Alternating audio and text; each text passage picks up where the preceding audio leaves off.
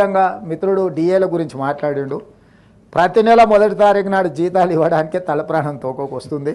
మా ప్రభుత్వ ఉద్యోగులకు నేను ఇక్కడ నుంచి విజ్ఞప్తి చేస్తున్నా, నెల నెల మొదటి తారీఖు నాడు జీతాలు తీసుకొని మనం ప్రభుత్వానికి కొంత సేవలు అందిద్దాము. కొంత సమయం పడుతుంది. ఈరోజు ఏమాత్రం ఏం చేసుకున్నా ఈ వ్యవస్థ కూడా దెబ్బతింటుంది. మన మొదటి తారీఖు నాడు జీతాలు ఇవ్వడానికి రిజర్వ్ బ్యాంకు దగ్గర అప్పుడప్పుడు చేబదులు అంటారు కదా అధ్యక్ష, ఊర్లలో అంటాం కదా, బ్యాంకు లోను షూరిటీస్ కాకుండా చేబదులు మళ్ళీ ఇస్తాం. 4,000 కోట్ల రూపాయలు చేబదులు చేసి ఫస్ట్ నాడు జీతాలు ఇచ్చిన అధ్యక్ష.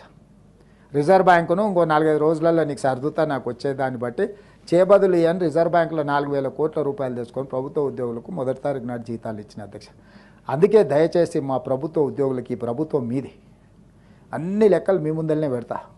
ఏది ఎట్లా పంచుదామో చెప్పండి, ఏది ఆపుదాం ఏది పంచుదాం.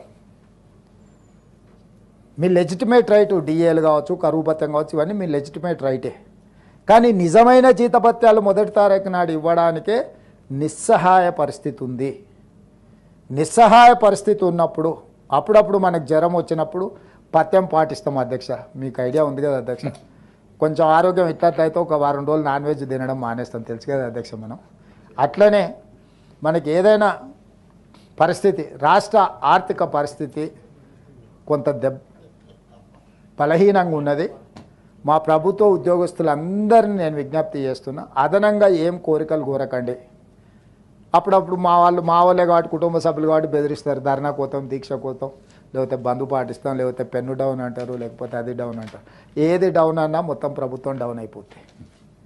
వాస్తవంగా అమ్ముదామన్నా మా దగ్గర ఏం లేదు, మా దగ్గర మా సొంతంది ఏదైనా ఉంది అమ్మి పెట్టినది సరిపోదు.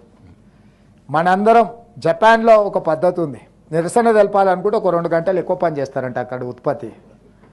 అంటే ప్రభుత్వానికి నిరసన తెలపాలనుకున్నప్పుడు జపాన్ లాంటి దేశంలో ఉద్యోగస్తులు ఒక 2 గంటలు అదనంగా పనిచేస్తారంట.